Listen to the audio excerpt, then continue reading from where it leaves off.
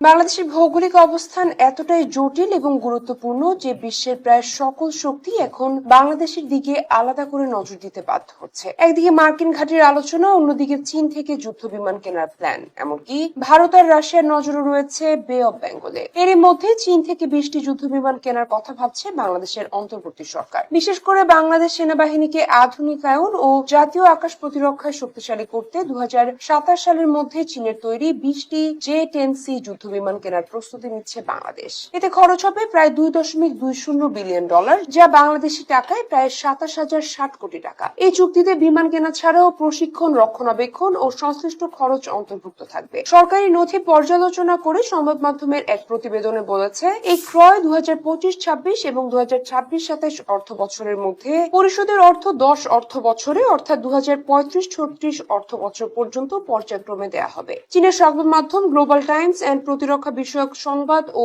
বিশ্লেষণ ভিত্তিক website the wire জোনের তথ্য অনুযায়ী চীনের তৈরি J-10C যুদ্ধ বিমান ভিগোরাস ড্রাগন নামেও পরিচিত। এটি মাল্টিরোল কমব্যাট এয়ারক্রাফট। চতুর্থ প্রজন্মের এই যুদ্ধ বিমানের বহুমাত্রিক অভিযানের সামর্থ্য রয়েছে। সম্প্রতি এই যুদ্ধ বিমান আলোচনায় আসে ভারত পাকিস্তান সংঘর্ষের সময়। পাকিস্তান তখন দাবি করেছিল যে তারা চীনের তৈরি J-10C যুদ্ধ বিমান ব্যবহার করে ভারতীয় রাফাল যুদ্ধ বিমান ভূপাতিত করেছে। যদিও ভারত সরকার তখন এই দাবি অস্বীকার করেছিল। যদিও প্রধান উপদেষ্টার দফতর প্রতিটি বিমানের প্রাথমিক মূল্য নির্ধারণ করেছে $60 মিলিয়ন, অর্থাৎ পুরো বহরের জন্য খরচ হবে মোট $1.2 বিলিয়ন বা 14,760 কোটি টাকা। এর বাইরে প্রশিক্ষণ, সরঞ্জাম ও পরিবহন খাতে খরচ হবে আরো $820 মিলিয়ন বা 10,086 কোটি টাকা। পাশাপাশি বিমা, ভ্যাট, এজেন্সি কমিশন, স্থাপনা নির্মাণ ও আনুষঙ্গিক খরচ মিলিয়ে এর মোট ব্যয় দাঁড়াবে $2.20 বিলিয়ন।